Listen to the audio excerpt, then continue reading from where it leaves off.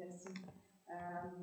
Alors, on va parler aujourd'hui de la prise en charge des symptômes végétatifs dans la maladie de Parkinson. Première question avant cette présentation, mais qu'est-ce que c'est le système nerveux végétatif?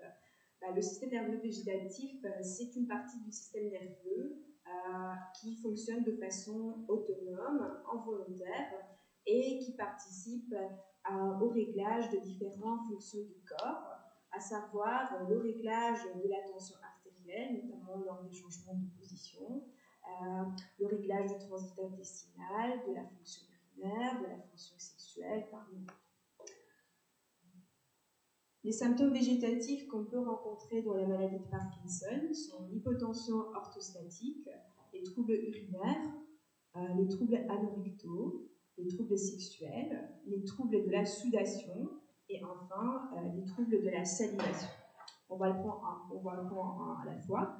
Et on va commencer par l'hypotension orthostatique. Mais avant de parler de ce qui est pathologique, on va parler de comment ce réglage se passe normalement. Donc, lorsqu'on va se mettre en position debout, après avoir été allongé, on va avoir une redistribution du volume sanguin. Le volume sanguin qui est localisé au niveau de la poitrine va passer vers l'abdomen et vers les membres inférieurs à cause de la gravitation. Ce qui pourrait engendrer une chute de la tension. Heureusement qu'on a des mécanismes compensateurs qui sont sous la responsabilité du système nerveux autonome.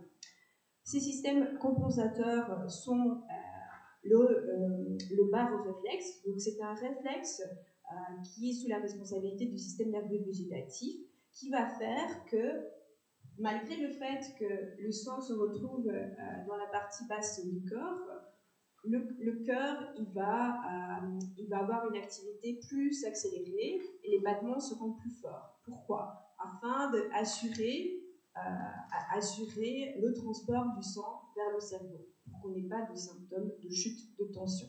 Okay? Ça, c'est un des mécanismes compensateurs. Un autre mécanisme, c'est que les vaisseaux sanguins qui sont localisés au niveau des membres inférieurs vont se serrer et cela va permettre le retour du sang veineux vers le cœur et implicitement aussi vers le cerveau. Un troisième mécanisme est dominé par différentes hormones qui participent aussi au maintien de la tension.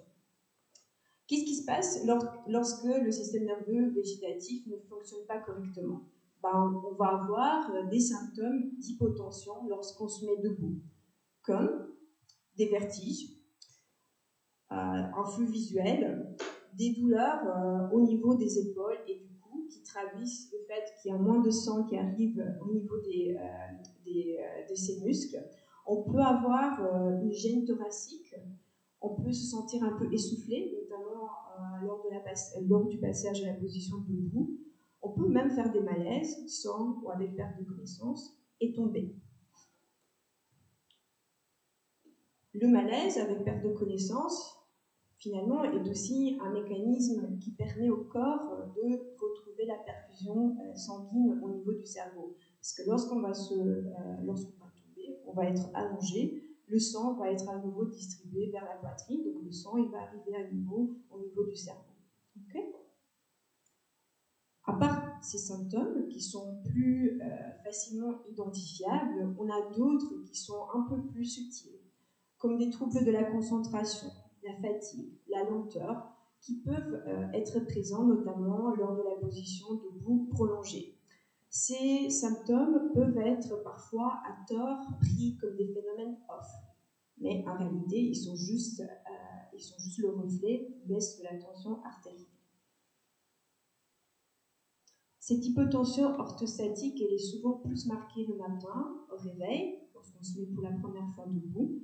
Et ceci parce que parfois, les patients parkinsoniens vont présenter pendant la nuit une polyurie, c'est-à-dire qu'ils vont aller souvent aux toilettes éliminer des grandes quantités d'urine, ce qui fait que le matin, ils ont un volume sanguin qui est plus bas. Cette hypotension peut être aussi plus présente après l'arrêt de l'exercice physique, après la prise des repas un peu copieux, de l'alcool, lorsqu'il fait chaud, parce qu'on est déshydraté. Donc, les mécanismes de compensation de la tension artérielle sont plus faibles. Lorsqu'on se met debout après une période prolongée en position de coucher, et aussi un cas de déconditionnement physique, parce qu'on a vu qu'on a besoin aussi, un des mécanismes du maintien de la tension artérielle, c'est le retour du sein veineux et des muscles toniques au niveau des membres inférieurs aident. Donc il est d'où l'intérêt de rester actif et travailler ces muscles. À partir de quel moment on parle d'hypotension orthostatique? On parle d'hypotension orthostatique à partir du moment où la tension artérielle systolique, donc la grande tension, chute de 20 mmHg, ou la diastolique, la petite, de 10, dans les 3 minutes suivant la mise en orthostatique, lorsqu'on se met debout. Pourquoi est-ce qu'on a une hypotension orthostatique dans la maladie de Parkinson? On sait que le déficit en dopamine va se traduire par des symptômes moteurs, mais dans la maladie de Parkinson, on a aussi une dégénérescence du système nerveux végétatif sympathique. Et c'est ce système nerveux végétatif qui fait que notre cœur va plus vite et plus fort quand on se met debout et que les veines se resserrent quand on se met debout. Dans la maladie de Parkinson, il y a une dégénérescence du système nerveux sympathique, donc il y a un défaut de noradrénaline, qui est un peu le nom du défaut de dopamine, qui va se manifester par les troubles moteurs. Mais il n'y a pas que ça. Chez les patients parkinsoniens, on peut avoir aussi un deuxième type d'hypotension orthostatique non neurogène, qui est plus fréquente dans la population générale, notamment lorsqu'on avance en âge.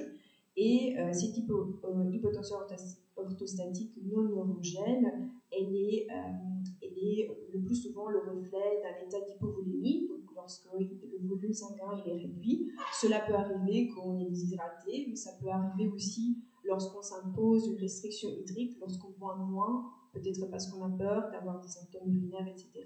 Donc, cela peut aggraver l'hypotension. Lorsqu'on souffre d'insuffisance cardiaque, de troubles du cœur, des arythmies, lorsqu'on avance en âge, lorsqu'il y a une perte de la masse musculaire. Donc cette hypotension peut coexister avec l'hypotension orthostatique qui est due à la maladie de Parkinson et l'aggraver.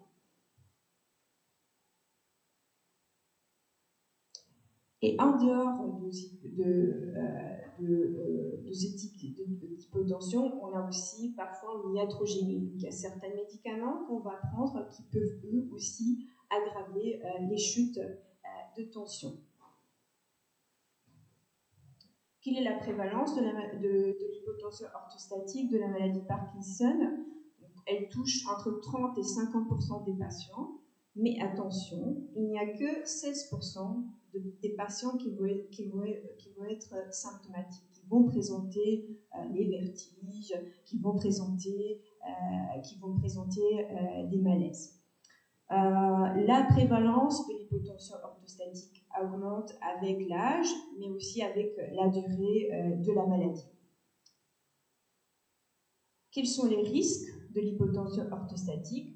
Donc, l'hypotension orthostatique, elle associe une mortalité plus élevée, c'est un facteur de risque supplémentaire, un risque cardiovasculaire, un risque d'atteinte des organes cibles, des reins, du cœur, du cerveau. L'hypotension orthostatique peut aussi entraîner un déconditionnement physique parce que lorsqu'on a ce type de symptômes, on va éviter de se mettre debout, de faire des activités physiques, donc cela crée un cercle vicieux. Et cette hypotension peut être aussi à l'origine des chutes récurrentes inexpliquées. Donc, comme vous avez vu, 30 à 50% des patients présentent ces symptômes, mais il n'y a que 16% qui sont symptomatiques. Il y a des patients qui vont parfois présenter des petites malaises sans le savoir, donc s'il n'y a pas de témoin, c'est un peu compliqué. Il faut aussi savoir que cette hypotension orthostatique, elle a un risque cardiovasculaire supplémentaire plus important lorsqu'elle est associée à une hypertension artérielle de décubitus. Qu'est-ce que c'est ça? C'est un terme médical pour dire qu'il y a aussi une hypertension artérielle lorsqu'on est allongé, okay, ce qui n'est pas normal. On parle d'hypertension artérielle de décubitus lorsque la tension artérielle est égale ou supérieure à 14 avec 9 après un repos d'au moins 5 minutes allongé chez un patient qui est connu avec une hypotension orthostatique.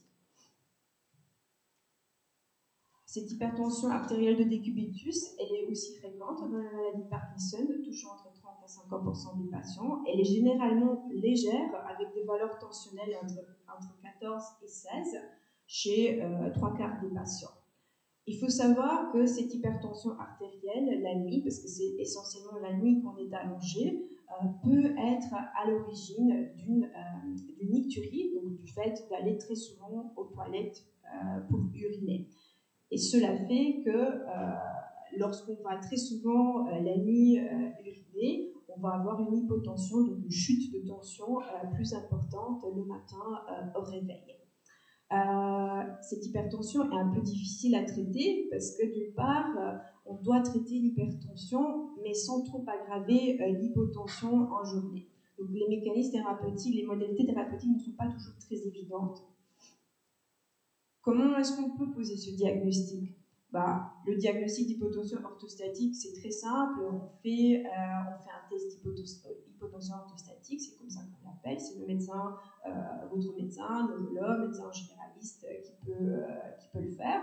On va commencer par une mesure de la pression artérielle allongée après 3 minutes de repos. Et puis, on va reprendre la tension en position debout après 1 minute et encore après 3 minutes. Parfois, il est nécessaire de prolonger le test parce qu'il y a certains patients qui vont présenter des symptômes après des périodes qui sont plus longues, allant jusqu'à 10 minutes, ou bien des patients qui sont symptomatiques que le matin ou après des repas copieux.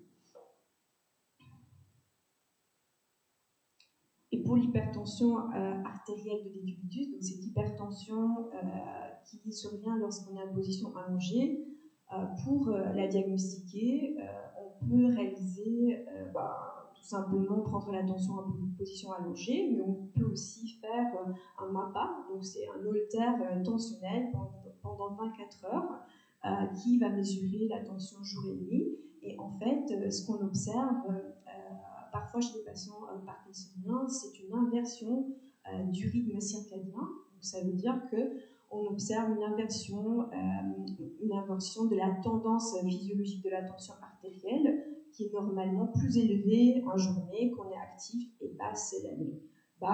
Dans la maladie de Parkinson, on peut avoir cette inversion, donc on va avoir une tension importante la nuit et plus basse en journée. Qu'est-ce qu'on peut faire pour traiter l'hypotension orthostatique? Et le plus important, qu'est-ce que vous pouvez faire vous déjà avant de faire appel au traitement? Premièrement, il convient d'identifier et de corriger les facteurs qui peuvent aggraver et déclencher l'hypotension. Les infections, la déshydratation, ne pas boire assez ou bien s'exposer à la chaleur, ne pas boire quand on fait du sport. Réévaluer le traitement médicamenteux. Si le patient prend des médicaments qui baissent la tension, il faut envisager peut-être une réduction du traitement ou bien un arrêt. Regarder les autres médicaments parce qu'il n'y a pas que les hypotenseurs qui peuvent participer, il y a d'autres médicaments aussi. On peut aussi mettre en place des mesures non pharmacologiques qu'on va regarder ensemble. Et lorsque ces mesures s'avèrent insuffisantes, on peut donner des médicaments pour augmenter la pression artérielle. Qu'est-ce que vous pouvez faire vous? D'abord, vous assurer d'avoir des apports hydriques suffisants, entre 2 et 2,5 litres par jour, sauf contre-indication médicale, notamment en absence d'insuffisance cardiaque, hépatique, rénale. Manger du sel, normalement, éviter les repas copieux, l'alcool, et limiter la caféine, ainsi que les boissons sucrées, parce que lorsqu'on va manger un repas copieux, il y aura une redistribution du sang vers vers l'abdomen, ce qui peut aggraver l'hypotension. Pour éviter cela, on peut fractionner le repas, manger plus souvent, mais des petits repas. Éviter l'exposition à la chaleur, rester longtemps dans la douche, debout, ça peut être un facteur déclencheur d'hypotension orthostatique, le sauna.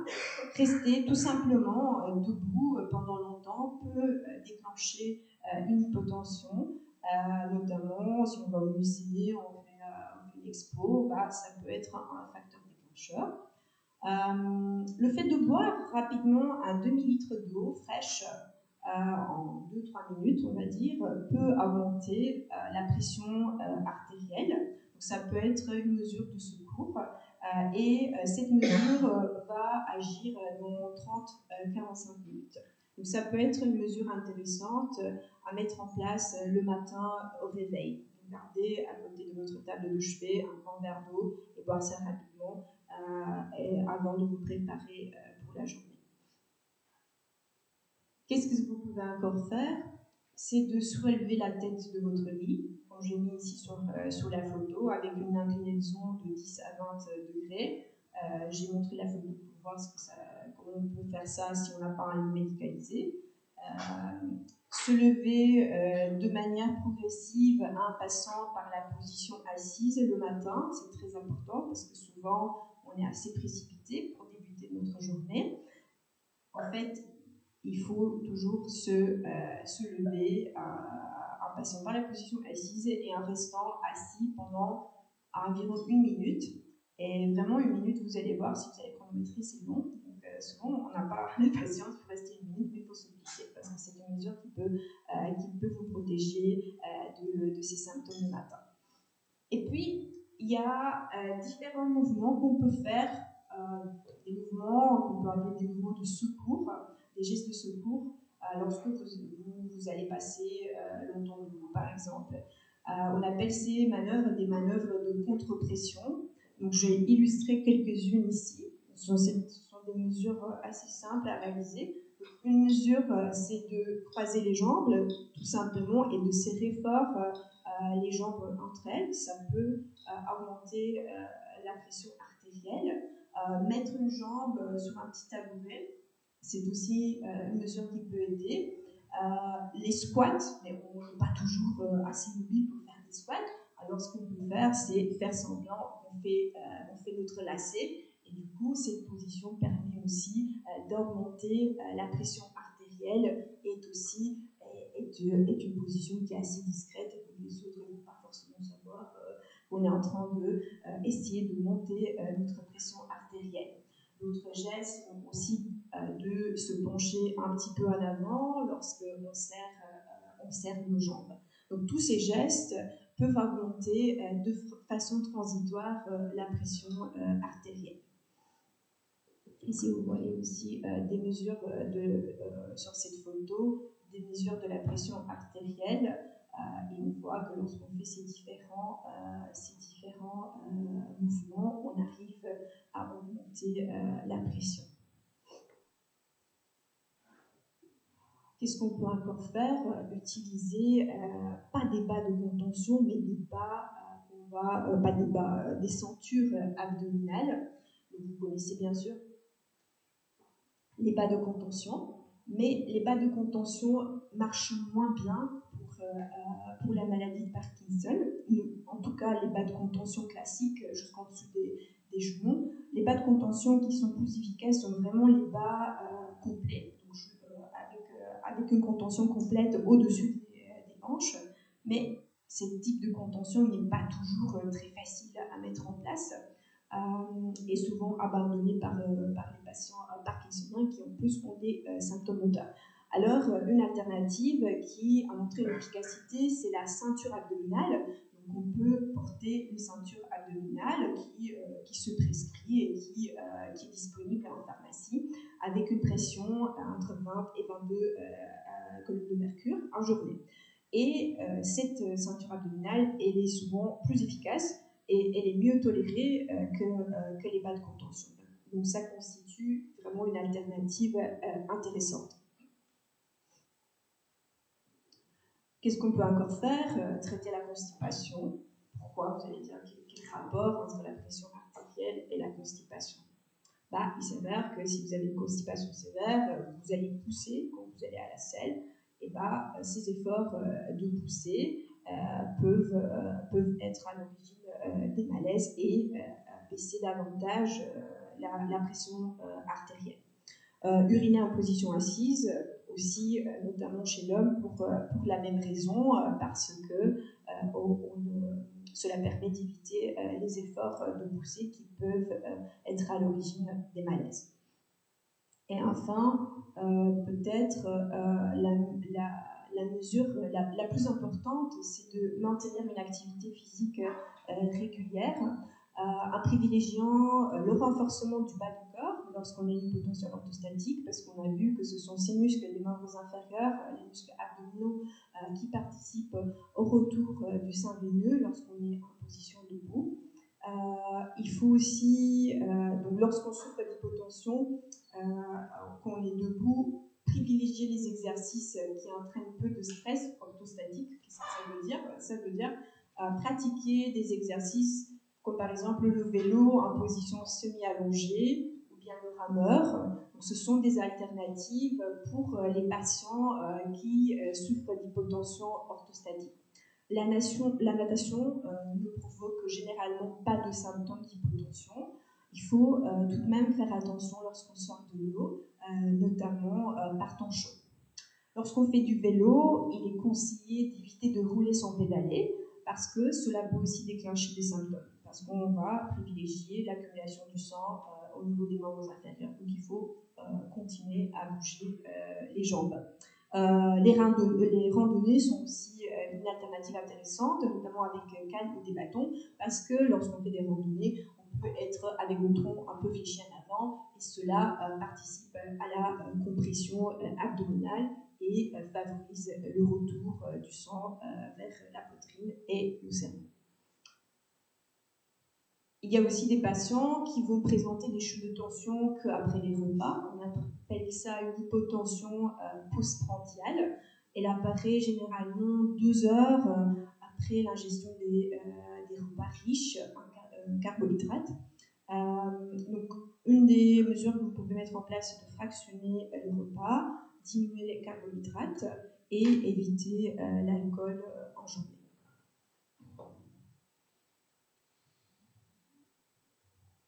Deuxième symptôme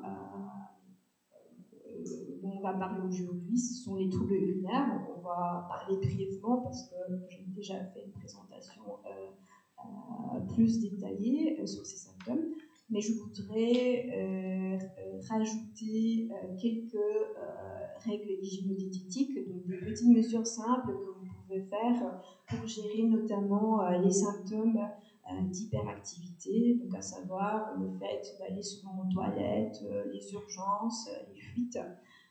Donc il est conseillé d'éviter les édulcorants artificiels qui sont présents dans les produits éco, les aliments épicés, l'alcool, la caféine, certains jus de fruits, notamment les jus acides comme l'orange ou le pamplemousse, certaines tisanes sur eau, rose, ours sauvage, qui ont un effet diurétique, les sodas, y compris les zéros, parce que vous avez vu que ces édulcorants artificiels peuvent aggraver les symptômes d'hyperactivité, et enfin le tabac. La nicturie est aussi un symptôme qui est très invalidant pour le patient parkinsonien. On parle de nicturie lorsqu'on se lève plusieurs fois la nuit pour uriner, généralement plus de 2 fois. Se lever une fois la nuit est fréquent et généralement normal avec l'âge. Mais lorsqu'on se lève plusieurs fois, cela peut perturber le sommeil et entraîner de la fatigue pendant la journée, ce qui est particulièrement délétère lorsqu'on souffre des maladies neurologiques. Comment est-ce qu'on peut corriger la nicturie? Donc, bien sûr, on commence toujours par des mesures hygiéno-diététiques, des mesures simples, donc boire moins en soirée, surtout les 2 heures avant le coucher, avant de limiter les réveils nocturnes. Essayer de limiter les apports hydriques à moins de 2 litres par jour, sauf s'il y a un avis médical contraire. Aller aux toilettes avant d'aller dormir, même si l'envie n'est pas très présente. Surélever les jambes dans la journée en cas d'œdème. Donc, il faut savoir que si vous avez des œdèmes, pendant la nuit, il y a une résorption de ces œdèmes qui peut être à l'origine de la lecture, donc du fait d'aller souvent aux toilettes. Surélever la tête pendant la nuit, limiter la caféine, l'alcool, surtout le soir, essayer de réduire l'excès pondéral s'il existe, et pour les patients qui présentent des difficultés pour marcher, des problèmes d'équilibre, l'installation de chaises percées ou d'un urinal dans la chambre peut aider.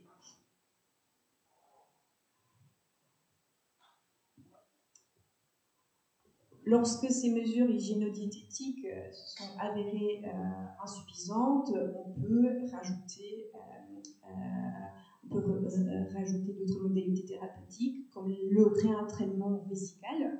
Donc on peut essayer de retarder progressivement l'envie d'aller faire pipi. On peut faire des exercices du plancher pelvien. Ces exercices permettent de renforcer ou bien de relâcher les muscles du plancher pelvien en fonction du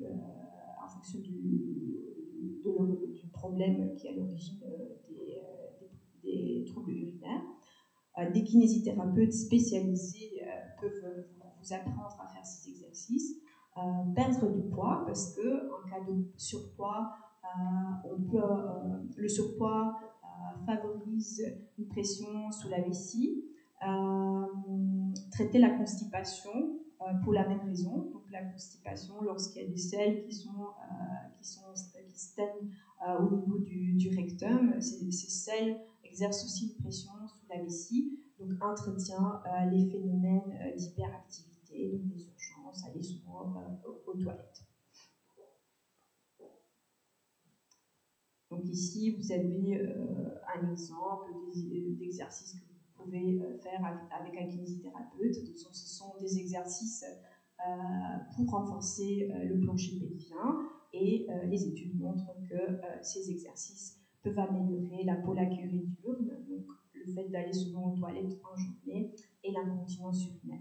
Il y a aussi la stimulation du nerf tibial à la cheville, donc le TENS. C'est un petit dispositif qu'on peut utiliser chez nous 20 minutes par jour pendant plusieurs mois. Et ce petit appareil l'utilisation de cet appareil peut améliorer aussi les symptômes d'hyperactivité de la vessie. Lorsque ces mesures de première ligne n'ont pas apporté d'amélioration aux symptômes, on peut aussi utiliser des médicaments. Donc il y a deux grandes classes qu'on peut utiliser pour les troubles urinaires, notamment pour les symptômes d'hyperactivité de la vessie. Ce sont les antimuscaréniques. On essaie de privilégier la solifénacine ou la darifénacine parce que ces deux molécules présentent un moindre risque de troubles cognitifs, en tout cas en théorie. Ou bien les bêta-3 agonistes, donc le Beniga ou le Bjemsa.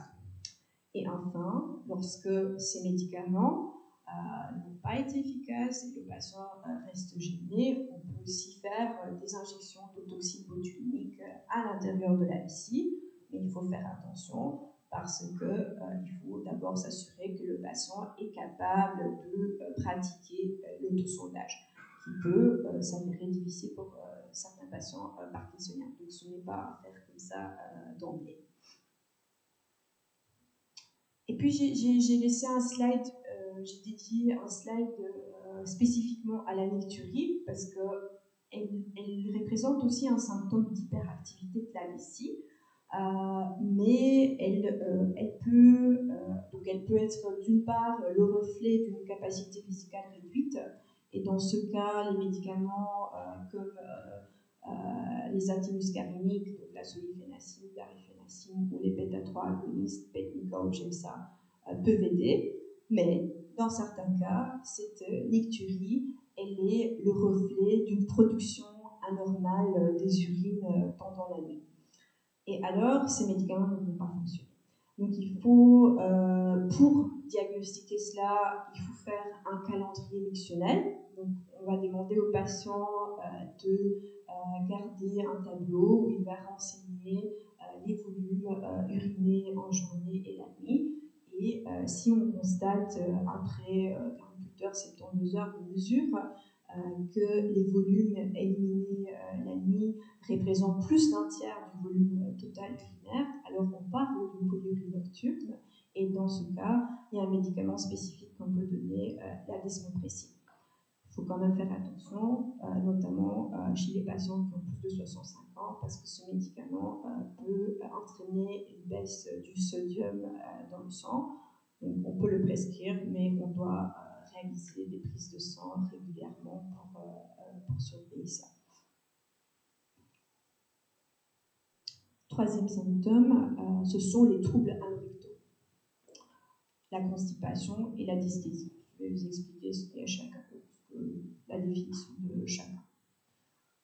D'abord, on parle de constipation à partir du moment où on va avoir moins de 3 selles par semaine. Okay, parce que souvent, on ne sait pas, moi je ne suis pas constipée, on ne sait pas trop ce que ça veut dire être constipé. Donc à partir du moins de 3 fois par semaine, on parle de constipation.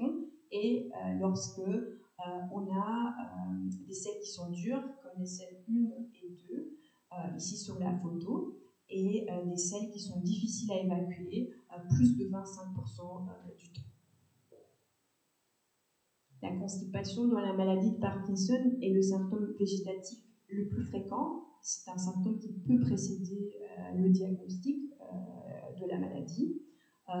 Souvent, son origine est multifactorielle. Donc, d'une part, à raison de l'atteinte du système nerveux végétatif, ce qui va entraîner un ralentissement du transit.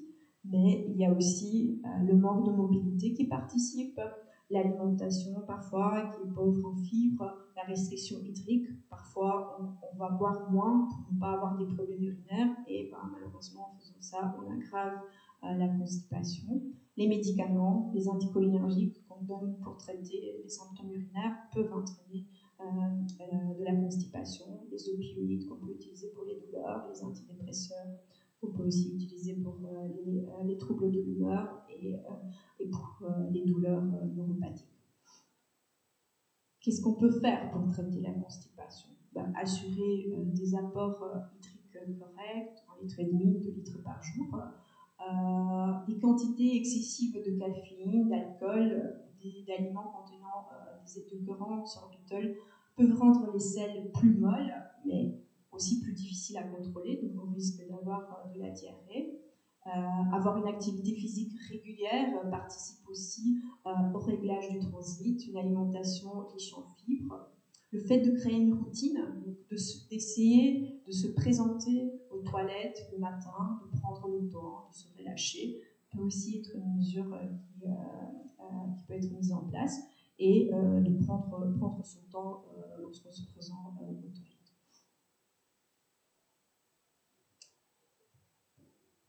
Lorsque la correction de l'hydratation, l'introduction des fibres dans l'alimentation s'est avérée inefficace, on peut utiliser des laxatifs.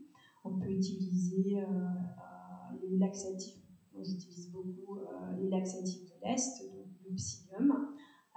Donc c'est le psyllium qu'on va mélanger avec un petit peu d'eau. Donc ces laxatifs, ces petites graines vont augmenter un volume en présence d'eau et modifier la consistance des selles. Donc il faut bien boire pour que ces graines puissent gonfler à l'intérieur du côlon. Et il faut souvent plusieurs jours pour avoir un bénéfice. Donc vous pouvez commencer avec une cuillère à café ou une cuillère à soupe le soir. Et il y a aussi des études qui montrent, notamment dans la maladie de Parkinson, que le lait fermenté avec des probiotiques peut aussi avoir un effet sur la constipation, ou bien les gélules probiotiques, donc lait fermenté comme le kéfir, le yaourt type Activia, etc., les gélules probiotiques contenant des multisouches, ces probiotiques peuvent améliorer le transit, mais aussi la consistance des selles. Et il y a aussi des données qui suggèrent que les probiotiques pourraient aussi avoir un effet sur la cognition et la mémoire, les troubles de l'humeur et diminuer le risque de psychose. Mais les études sont encore... on n'a pas assez d'études pour affirmer ça, mais il y a quand même quelques données qui suggèrent ces éléments. Lorsque les mesures hygiéno-diététiques, les laxatifs de l'Est, l'utilisation des probiotiques ne suffisent toujours pas pour avoir un transit régulier. Vous pouvez aussi utiliser les laxatifs classiques, osmotiques, c'est le Macrogol, Novigol, Dulcosoft, ce sont les noms commerciaux. Donc ces laxatifs sont le traitement de première intention de la constipation dans la maladie de Parkinson. Les sociétés savantes, les mouvements anormaux n'en voient aucune raison de limiter la durée de leur utilisation. Ils vont avoir un effet après 1 ou 2 jours. Les effets indésirables sont douleur abdominale, ballonnement, parfois diarrhée.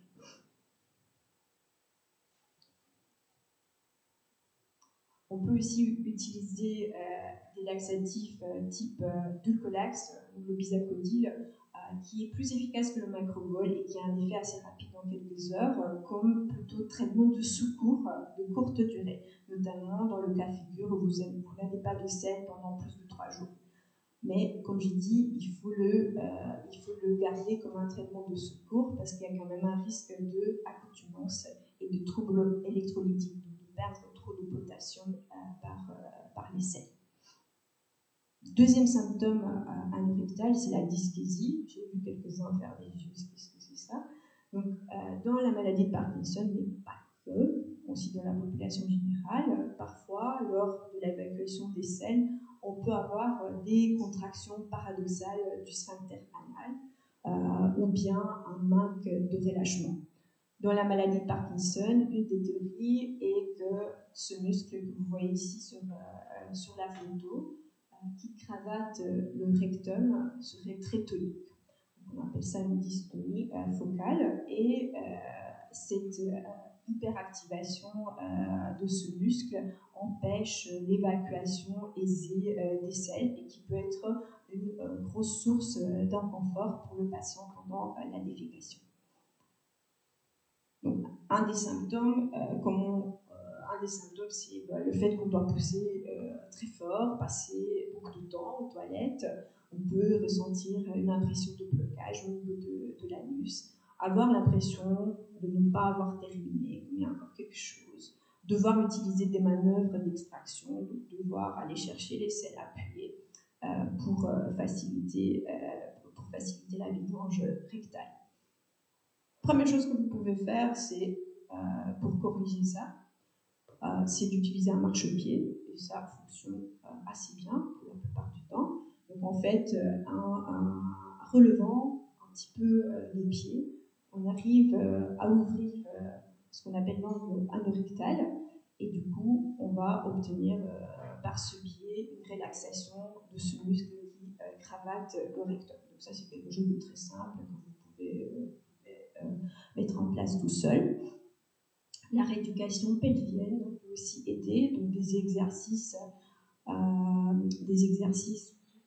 détendre les muscles du plancher pelvien, mais aussi les muscles abdominaux, les exercices qu'on rencontre parfois aussi dans la pratique du yoga ou au pilates ou au stretching. Donc toutes ces choses aussi peuvent aider à détendre ce muscle. On a aussi les médicaments qu'on peut utiliser, notamment les suppositoires avec libération de dioxyde de carbone et ductile. Donc ce suppositoire est différent par rapport à la glycérine, donc il peut déclencher le réflexe de défécation avec un effet assez rapide. Donc ça permet d'évacuer des selles qui sont parfois bloquées au niveau du rectum.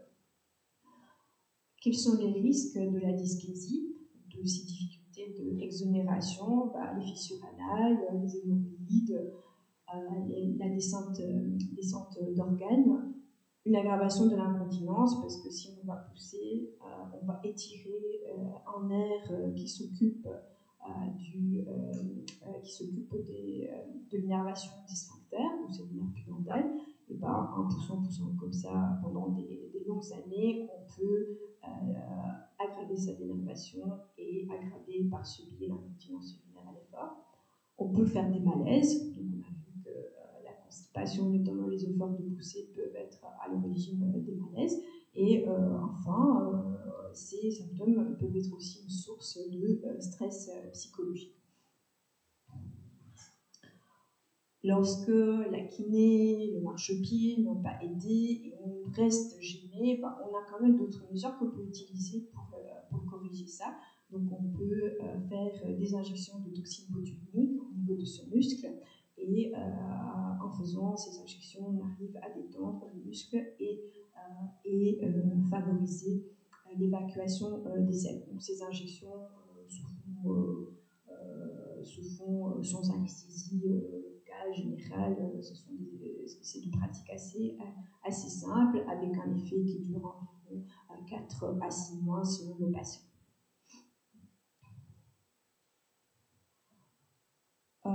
Les troubles sexuels sont aussi présents chez les patients parkinsoniens. D'une part, ils sont le reflet de l'atteinte neurogène liée à la maladie de Parkinson, mais aussi au vieillissement, aux facteurs de risque cardiovasculaire, les médicaments, etc. Le seul médicament qui est recommandé par les sociétés savantes et qui a été étudié spécifiquement dans la maladie de Parkinson, c'est le sildenafil. On recommande plutôt l'utilisation à la demande. Il est utile pour le traitement de la dysfonction érectile.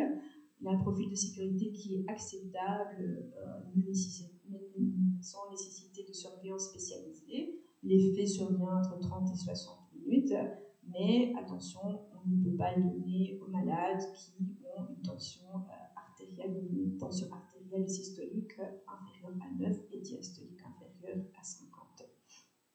On doit faire attention parce que ce médicament peut aussi aggraver l'hypotension. L'hypersialurée ou l'hypersalivation, c'est aussi un symptôme qui peut être rencontré dans la maladie de Parkinson, touchant entre 10 et 80% des patients. La différence entre ces prévalences est due aux méthodes d'évaluation. Parfois, les études, parfois ce sont les patients qui ont reporté eux-mêmes les symptômes, parfois ce sont les médecins qui demandent. Donc c'est pour ça qu'on a une différence assez importante au niveau de la prévalence. Donc il faut savoir que dans la maladie de Parkinson, on a plutôt une production salivaire diminuée. Elle n'est pas excessive. En revanche, ce qu'on a, c'est un défaut d'élimination. Comme il y a une lenteur motrice, on va avoir plus du mal à avaler notre salive.